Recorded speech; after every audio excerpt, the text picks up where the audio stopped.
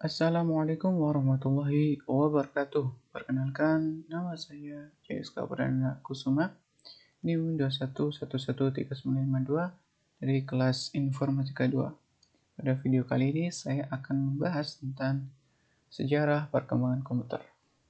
Yang pertama, pengertian komputer. Kata komputer diambil dari bahasa Yunani, yaitu computere, yang berarti hitung atau menghitung. Pada awalnya kata komputer dipakai untuk menggambarkan orang yang melakukan pekerjaan perhitungan aritmatika, baik dengan ataupun tanpa alat bantu. Akan tetapi kemudian kata komputer ini dipindahkan kepada mesin atau alat hitung itu sendiri. Secara singkat, komputer dapat didefinisikan sebagai suatu alat yang dipakai untuk mengolah data menurut perintah yang telah dirumuskan. Dan dalam artian yang luas, komputer adalah suatu peralatan elektronik yang terdiri dari komponen-komponen yang saling bekerja sama satu sama lain untuk menghasilkan informasi berdasarkan program dan data yang ada.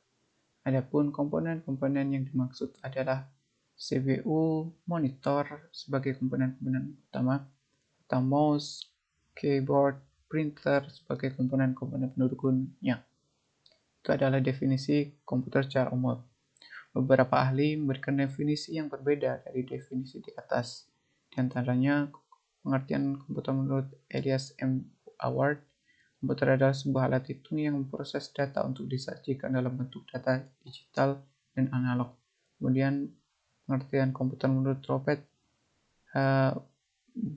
Blismer, komputer adalah suatu alat elektronik yang mampu melakukan beberapa tugas seperti menerima dan memproses input, menyimpan perintah-perintah, dan menyediakan output dalam bentuk informasi. Kemudian pengertian komputer menurut Donald Sanders, menurutnya komputer adalah sistem elektronik untuk memanipulasi data dengan cepat dan tepat yang dengan otomatis menerima, menyimpan, dan proses data input, dan menghasilkan output di bawah pengawasan suatu sistem operasi yang tersimpan di dalam penyimpanannya. Pengertian komputer menurut William M. Furey yaitu bahwa komputer adalah suatu alat pemrosesan data yang bisa melakukan perhitungan besar secara cepat, termasuk perhitungan aritmatika dan operasi logika tanpa ada campur tangan manusia. Bagian kedua yaitu perkembangan komputer. Cikal bakal komputer merupakan suatu mesin hitung yang disebut komputer. Cikal bakal komputer ini ditemukan oleh seorang pakar matematik yang ternama, Charles Babbage, pada tahun 1822. Dari alat inilah yang selanjutnya dikembangkan oleh berbagai pihak sampai menjadi komputer canggih seperti yang kita kenal saat ini. Dalam perkembangannya, sampai saat ini komputer dibagi ke dalam 6 generasi. Berikut sejarah perkembangan komputer dari generasi pertama hingga generasi ke-6.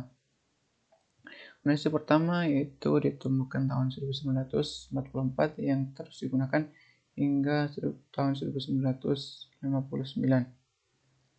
Suatu sistem komputer pada generasi pertama membutuhkan space satu ruangan yang cukup besar. Selain membutuhkan space yang besar, komputer generasi pertama juga membutuhkan daya yang sangat besar untuk penggunanya. Komputer elektronik generasi pertama yang pertama kali diciptakan oleh Electric Numerical Integrator and Computer atau ENIAC pada 15 Februari 1946. ENIAC dirancang oleh dua orang profesor Universitas Pennsylvania, yakni John Presper Eckert dan Johann W. Mauchly, dan tercipta atas kerjasama yang dilakukan pihak pemerintah Amerika Serikat dengan Universitas Pennsylvania. Ini sendiri merupakan komputer yang sangat besar yang terdiri dari 8.000 tabung vakum, 70.000 resistor, 5 juta titik solder, dengan memiliki bobot di 27 hingga yang memiliki berat berkisar 27 hingga 30 ton dan menghabiskan daya sebesar 160 kilowatt. Kemudian pada pertengahan tahun 1940-an, seorang pakar matematik bernama John von Neumann bergabung dengan tim Universitas Pennsylvania untuk membangun konsep desain komputer yang masih bisa dipakai untuk 40 tahun ke depan. John von Neumann berhasil mendesain Electronic Discrete Variable Automatic Computer (EDVAC) dengan terobosan utamanya yakni sebuah memori yang digunakan untuk menampung baik program maupun data. Dengan adanya memori ini memungkinkan komputer untuk berhenti sesaat dan melanjutkan pekerjaannya kembali tanpa kehilangan data atau program tertentu. Selanjutnya pada tahun 1951 terciptalah komputer komersial pertama yang dibuat oleh Remington Rand dengan memanfaatkan model arsitektur hasil karya John von Neumann. Komputer ini dikenal dengan nama Universal Automatic Computer yang pertama. Ciri-ciri komputer Indonesia pertama yaitu komponen yang digunakan adalah tabung hampa udara atau vacuum tube untuk sirkuitnya, mempunyai ukuran fisik yang besar dan berat sehingga sulit untuk dipindahkan. Program hanya dapat dibuat dengan bahasa mesin, menggunakan simpanan luar, magnetic tape, dan magnetic disk. Cepat panas sehingga memerlukan pendingin. Prosesnya kurang cepat. Simpanan atau memorinya berkemampuan kecil, membutuhkan daya listrik yang besar. Orientasi utamanya dalam aplikasi bisnis, memiliki bahasa mesin assembly. Jenis komputer generasi pertama yaitu di tahun 1946 komputer generasi pertama yaitu yang berukuran fisiknya terdiri dari 18.000 tabung hampa udara, 75.000 relay dan saklar serta 10.000 kapasitor dan 70.000 resistor. Memiliki satu memori yang terdiri dari 20 buah akumulator dengan masing-masing akumulator dapat menyimpan 10 digit bilangan. Satu bilangan membutuhkan 10 tabung hampa udara. Mampu melakukan 5.000 buah pertambahan 10 digit angka dalam waktu 1 menit dan 300 perkalian dalam waktu 1 menit. Semua input dan output dilakukan dengan kartu plong. Dan di tahun 1947 itu komputer bernama Harvard Mark II. Kemampuannya 12 kali lebih besar dari Harvard Mark I. Ini adalah versi-versi lainnya yang lebih lengkap. Kemudian lompat ke generasi kedua di tahun 1960 hingga 1964. Transistor menggantikan cup vakum di televisi, radio, dan komputer sehingga mengakibatkan berubahnya ukuran mesin-mesin elektrik yang tadinya berukuran besar menjadi ukuran yang lebih kecil. Generasi kedua yaitu komputer yang menggunakan transistor sebagai prosesornya, itu di tahun 1956 hingga 1956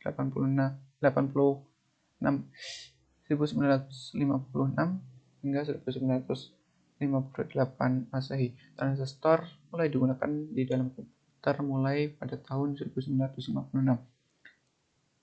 Pada tahun 1948 ada 3 orang fisikawan Amerika, Walter Hauser Brattain, John Bardeen, William Bradford, yang menemukan transistor sangat berpengaruh terhadap perkembangan komputer pada masa itu.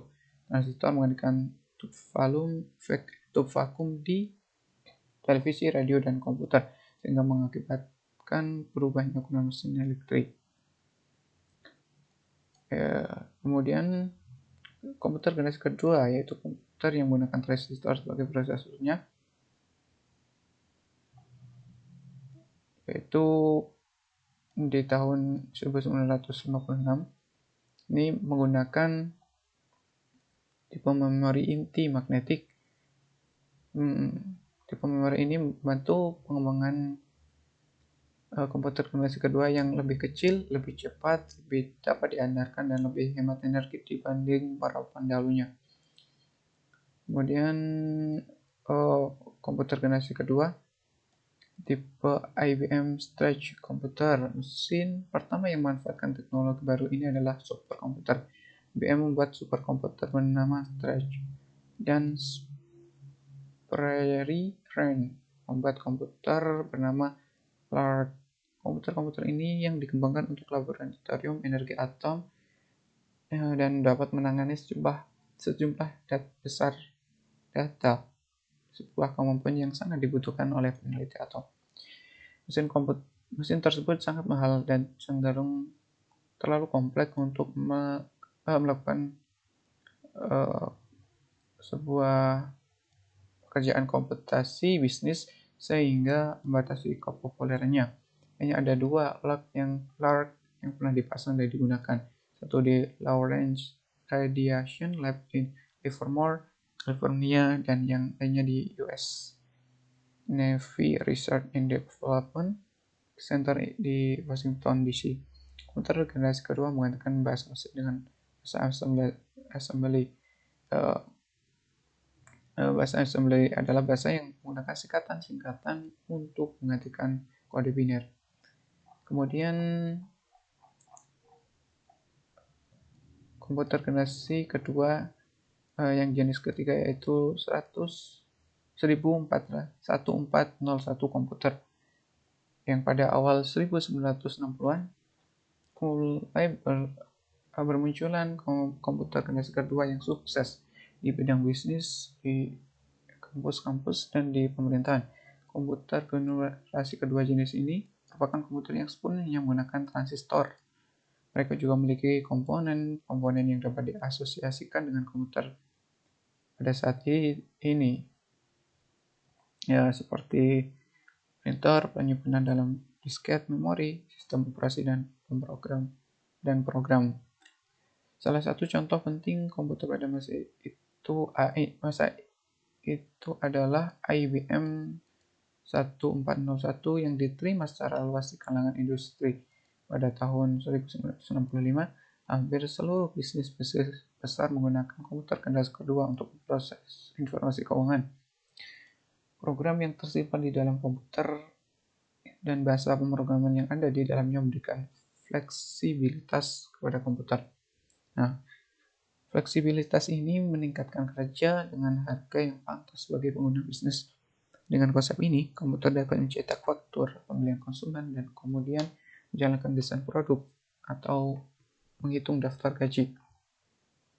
Komponen di komputer digital yang pertama memiliki ukuran yang besar serta biaya yang tinggi untuk membuatnya. Kegunaan komputer pada generasi ini kebanyakan digunakan untuk perhitungan ilmiah, seperti contohnya ini komputer awal Amerika Serikat semula didesain untuk memperhitungkan tabel ilmu balistik untuk persenjataan atau artileri.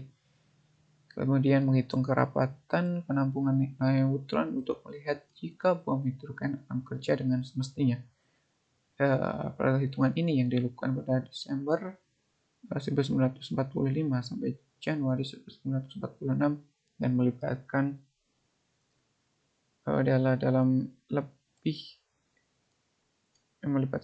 lebih dari 1 juta kartu punch.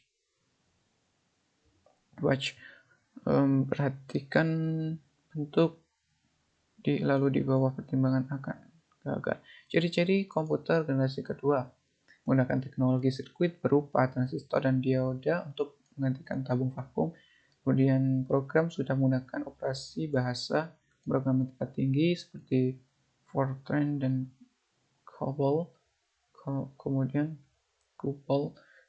Kemudian yang ketiga, kapasitas memori utama sudah cukup besar dan dikembangkan dari magnetic core storage, kemudian menggunakan simpanan luar berupa magnetic tape dan magnetic disk, punya kemampuan melakukan real time dan time sharing, dan karena ukuran fisik lebih kecil dibanding KG-1, kemudian proses operasi sudah cepat dan proses jutaan operasi per detik, kemudian membutuhkan lebih sedikit daya listrik. Yang terakhir yaitu orientasi tidak hanya pada aplikasi bisnis, tapi juga pada aplikasi teknik. Dan ini adalah jenis-jenis komputer generasi kedua yang pernah digunakan saat itu. Kemudian komputer generasi ketiga yaitu ditemukan tahun 1964 yang digunakan hingga tahun 1975. Komputer generasi ketiga ditandai dengan munculnya IC atau Integrated Circuit yang menggantikan peran transistor. Dasar diciptakannya IC adalah karena transistor menghasilkan panas yang sangat besar, dan dalam hal itu dapat merusak bagian-bagian internal komputer. IC dikembangkan oleh seorang insinyur di Texas Instruments yang bernama Jack Kilby. Pada awal ditemukan atau diciptakan, IC mengkombinasikan 3 komponen elektronik ke dalam satu piringan silikon kecil yang terbuat dari pasir kuarsa atau white rock. Kemudian para ilmuwan berhasil mengembangkan sehingga IC dapat mengkombinasikan lebih banyak komponen elektronik di dalamnya. Hal inilah yang membuat ukuran komputer menjadi lebih kecil karena komponen-komponen komputer dipadatkan ke dalam IC. Di generasi ketiga ini pula mulai dikembangkan operation system atau OS yang membuat komputer bisa melakukan beberapa tugas berbeda dalam waktu bersamaan atau dikenal dengan sebutan multitasking. Contoh komputer yang muncul di generasi ketiga ini diantaranya adalah IBM 30,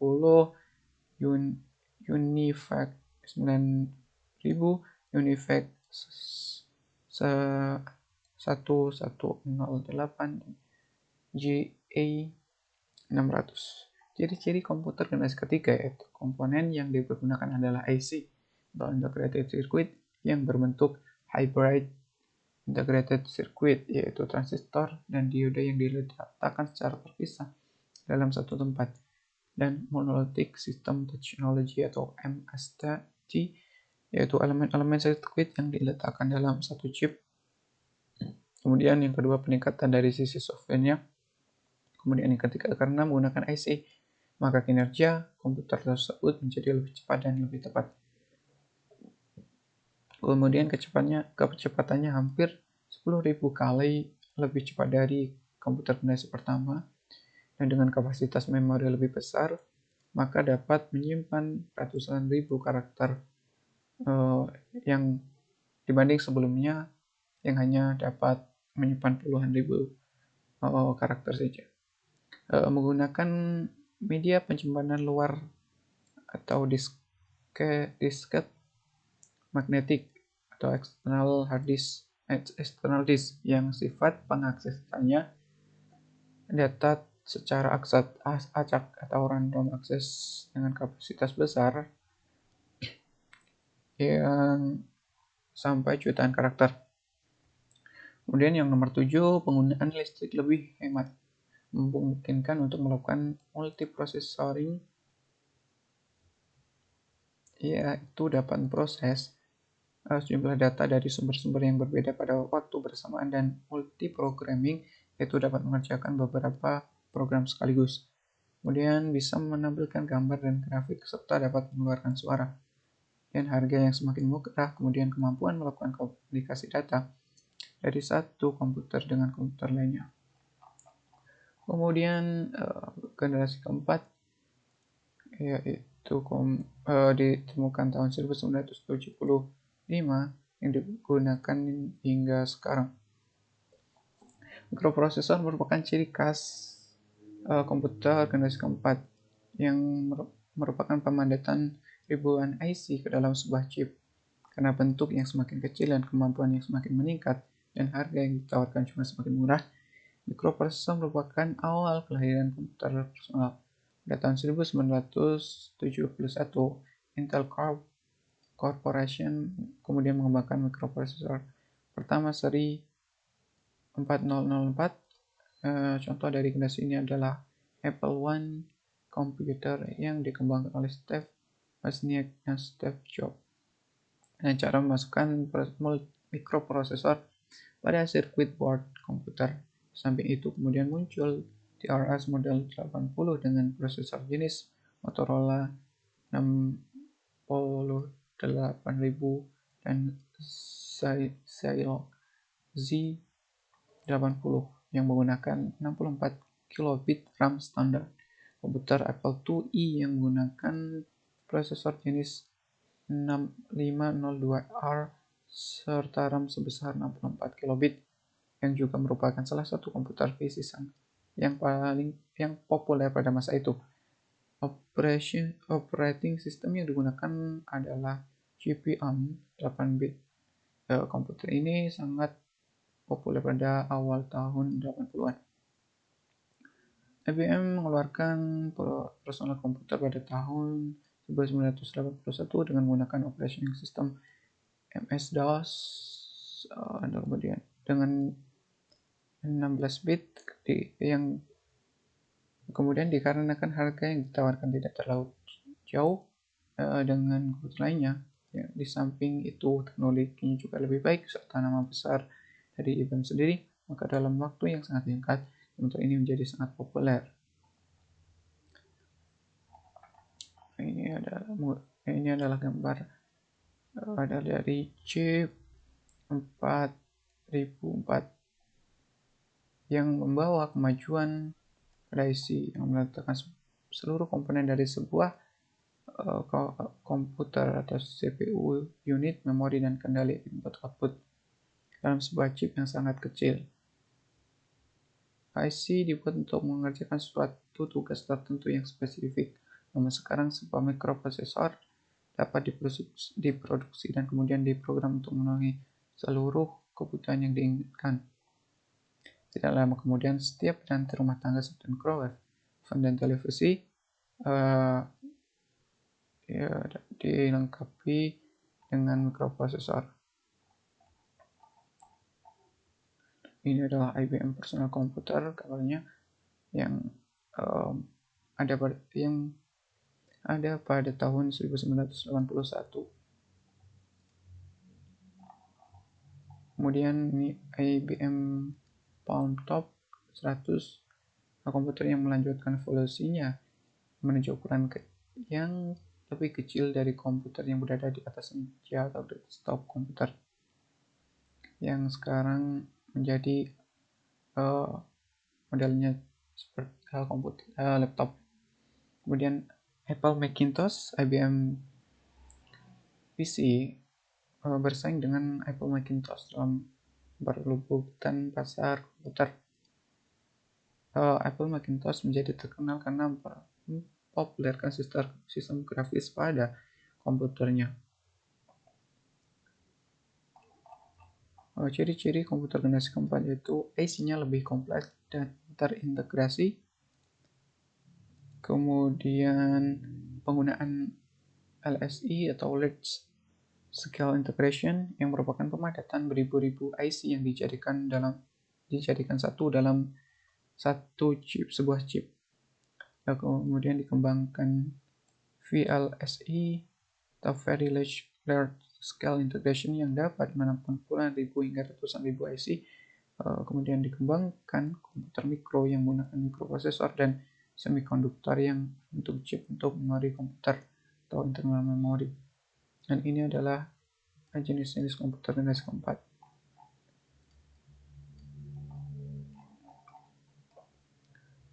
Kemudian komputer generasi kelima yang ada di sekarang ini dan kemudian akan terus dikembangkan hingga masa depan. Pada generasi ini ditandai dengan munculnya Large Scale Integration yang merupakan pemadatan ribuan mikroprosesor ke dalam sebuah mikroprosesor. Selain itu juga ditandai dengan munculnya mikroprosesor dari semikonduktor Perusahaan-perusahaan yang membuat mikroprosesor diantaranya adalah Intel Corporation, Motorola, Zillow, dan lain lagi. Di pasaran bisa kita lihat adanya mikroprosesor dari Intel dengan model 4004 hingga Pentium. Pada akhir tahun 1980-an, IBM memutuskan untuk membangun sebuah komputer personal secara massal yang pada tanggal 12 Agustus 1981 menjadi sebuah standar komputer PC, dan pada akhirnya hingga saat ini PC dikenal dengan nama standar IBM PC. Prosesor yang digunakan adalah 8088 atau 8086 yang menjadi standar komputer saat ini, menggunakan basis proses 16 bit persatuan waktu. Dengan lahirnya komputer generasi kelima ini, IBM bekerja sama dengan Microsoft untuk mengembangkan software di dalamnya. Saat ini Microsoft mendominasi kebutuhan software di dunia PC.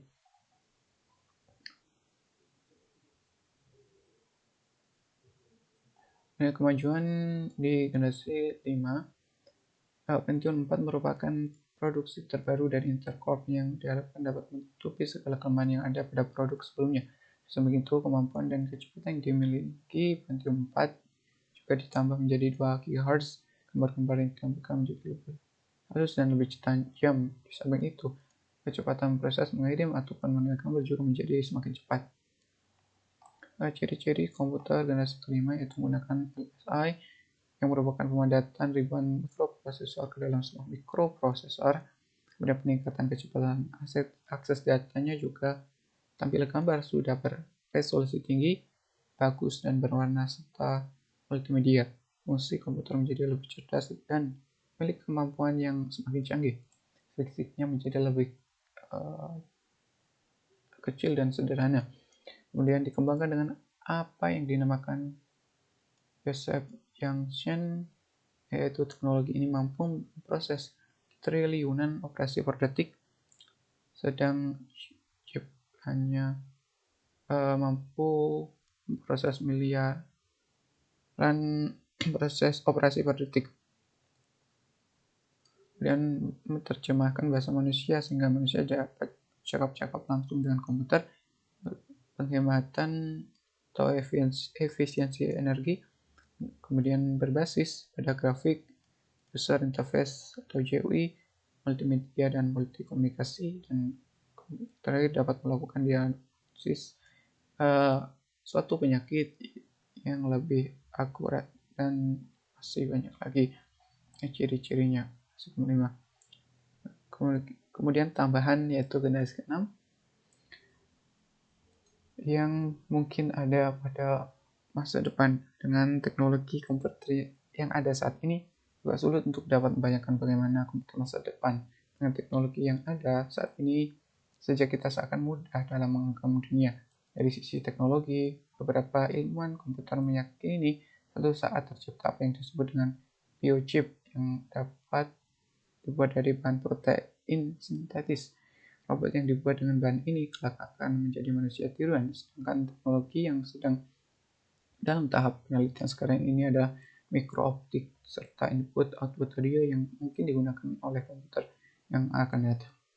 Ahli-ahli sains komputer sekarang juga sedang mencoba merancang komputer yang tidak memerlukan penulisan dan pembuatan program oleh pengguna.